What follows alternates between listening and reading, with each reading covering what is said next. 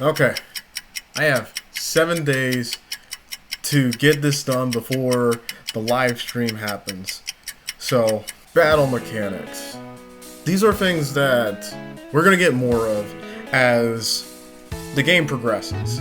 You know, E for Veil, Aftershock, all these things are going to be added to the game progressively. But devs have shown that they are willing to take older mechanics and do more with them, expand upon them, kind of deal. So, I have a list of mechanics I would like for the devs to go back on and expand upon, because I think the ideas are cool as they are. The first one I want to touch on is Evasive Assist. Don't laugh. Don't laugh. I know. Evasive Assist, kind of a joke. It's basically something that they have not put on a different character. Even Suna didn't get an Evasive Assist. So they're pretty much done with it. Kind of. When they introduced control skills, they made it so that it works well with Evasive Assist. Now that does not mean that they will in the future add more characters with Evasive Assist. They're probably just doing that because they want to make it so that the characters that do have Evasive Assist aren't left in the dust completely. Nonetheless, if they did want to completely get rid of Evasive Assist and just leave it in the dust completely, why would they make control skills so that they work with Evasive Assist? I don't have anything that they can improve upon. I just think do something with Evasive Assist to make it more relevant to the game. That's it. The next thing I want to talk about that actually does have some kind of relevance is Totalize.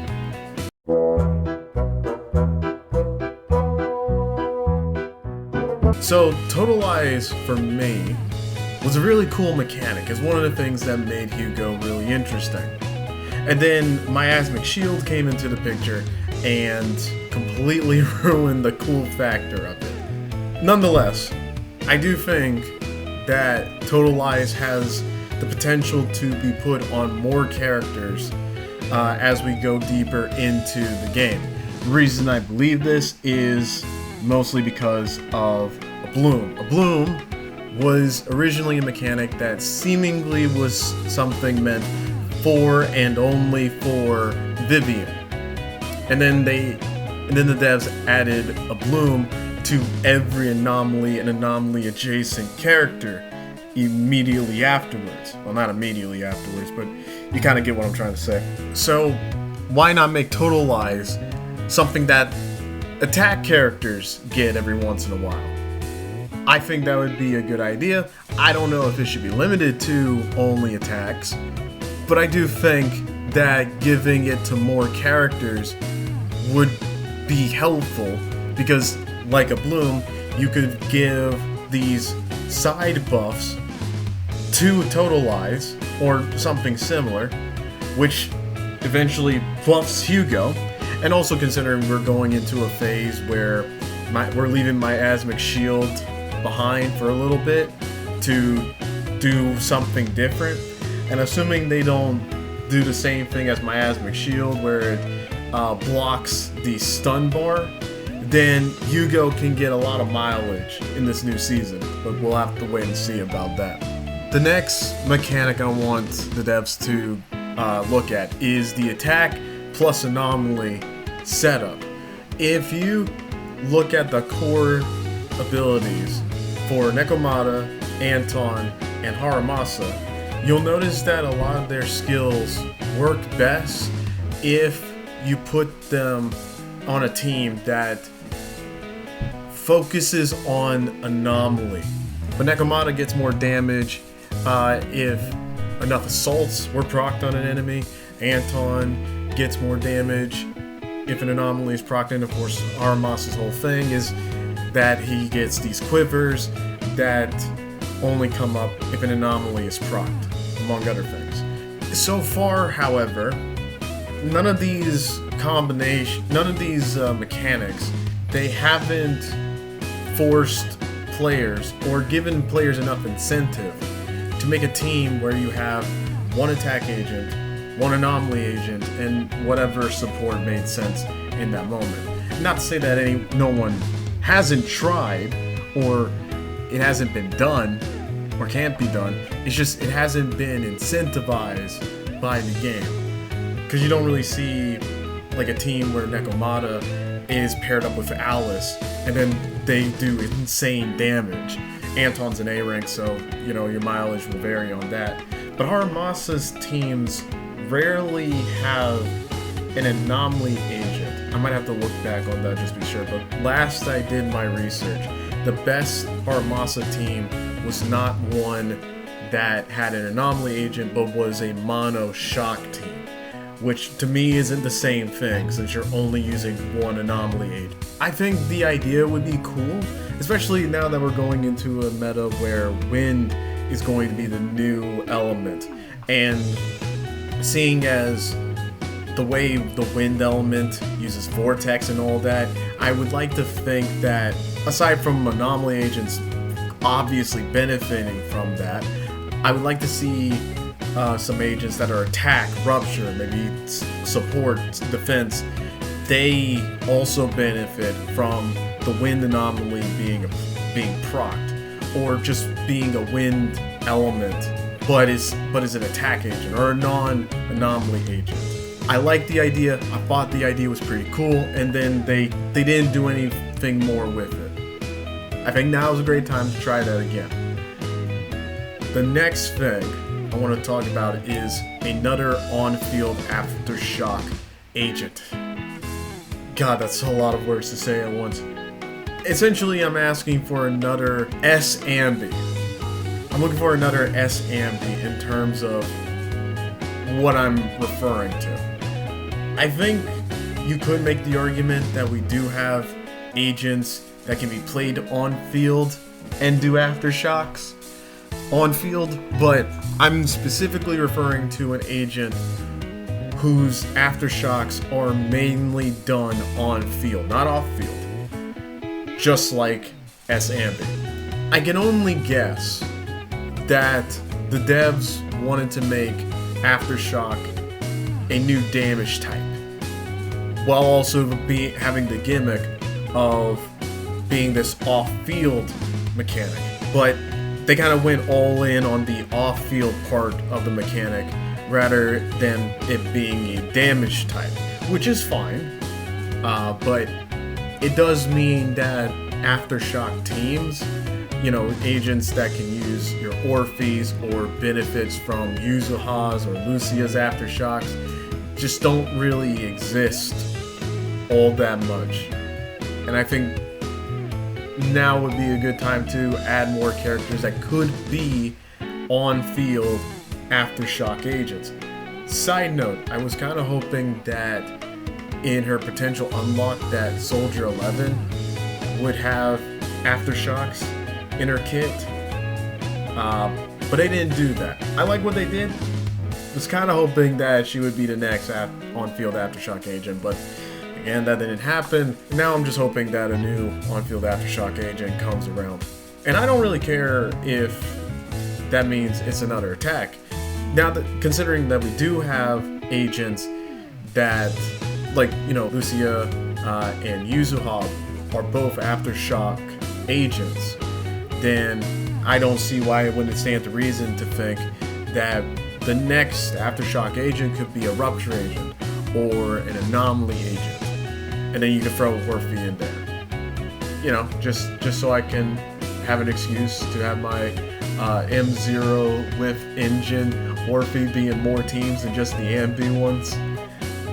Just saying, would be nice. Would be nice. The next mechanic I want to talk about is the shield mechanic.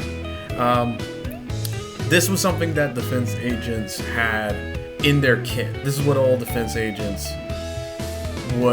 all three before Pan entered the scene. But all defense agents had a shield. Now, this is kind of a longer conversation about whether or not a shield is is necessary for a game like this. There's an argument that can be made that, you know, high-end players don't need it because they're really good at dodging and countering attacks and all this good stuff, so why would you need a shield? On the other hand, new players or non-experienced players who aren't as good at the game could use the shield more readily. And so it's kind of like you can have both and still have the shield be worth it. Beyond that though, I do still think that the shield is probably the one mechanic that defense agents have that no other agent type has that makes them unique. Basically, again, shields made defense agents unique. And I see no reason why we can't just keep doing that for defense agents specifically.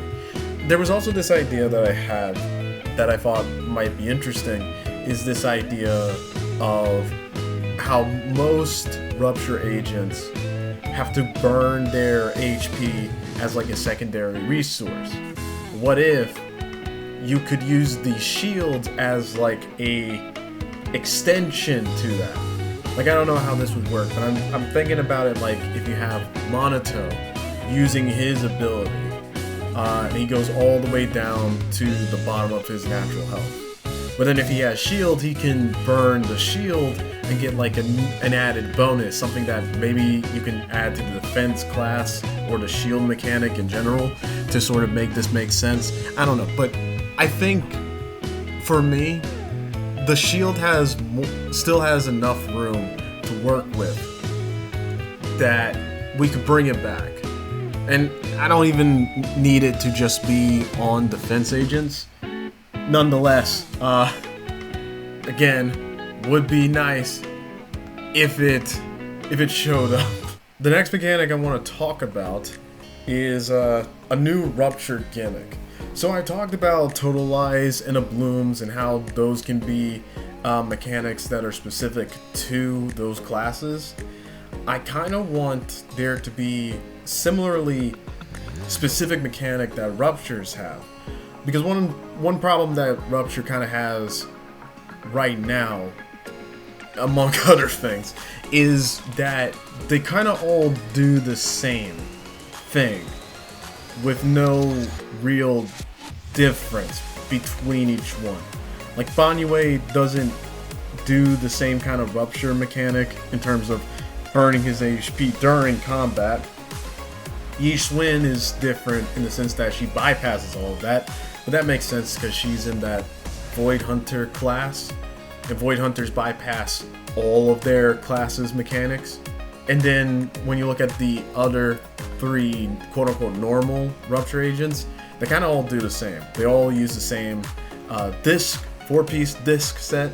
They all use the same partners in Dylan and Lucia, but that's kind of like, that's a different problem. I'm talking about like a new mechanic where they use a different stat, maybe. Like, instead of HP, maybe one Rupture agent uses defense to scale off of, because one of their abilities uses their defense in some way. Just some kind of mechanic like Aftershock, like Totalize. I can't think of one, unfortunately, but surely someone can think of something. That's your cue to comment down below. The next mechanic I want to talk about is Team Ults.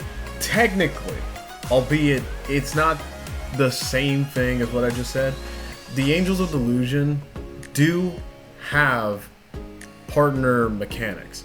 I think it's either in Arya's kit or Nongon's kit where it specifies that when you have another angel in your team, then you deal more damage or deal more damage, or something happens where they become stronger. Now, it's not a team ult, but they do have team attacks nonetheless. It's close enough, I think. I would like more, or I guess more specifically, I think what I want at this point is for more older characters to get something similar, where they have these team attacks of any kind where they get stronger the more of their teammates are in the party. That might come up with Coleda's potential unlock, but we'll have to wait and see for that. I think the Angel's Delusion is the evolution to Coleda and Benz. In fact, I actually do believe that. They just don't have a shared ult, which is fine. I just want to see more of it. That's the premise of this. I want to see more of it. The last thing I want to talk about is attack types. Okay, this one's gonna I'm gonna have to explain some things. So if you ever look into a character's kit, you will see different stats from the element to crit damage, crit rate, attack, sheer force. You'll see all of these stats, and then you'll see something called an attack type, which will be one of these three things: slash, strike, and pierce. When looking into what these things are, I found out that in the early beta of the game, slash, strike, and pierce were originally what would eventually be our specialities. So instead of attack agents, support agents, etc., the devs had slash, strike, and pierce. Now, what these attack types did was that it affected the daze rate on an enemy, kind of the same way that elemental weaknesses affect the daze on an enemy. At least as far as I understand it. These attack types also had specific enemy types that they were strong against. For example, slash countered ethereal enemies, and also anyone with a slash type could deflect projectiles. So that's how you can tell that characters like Miyabi, Nekomata, and a few others, they all are slash types because they're able to deflect projectiles when they're dashing. Strike was good against machines and were best known for having close range fighting styles. I think these guys also had like fist weapons, or they use their fist, something along those lines.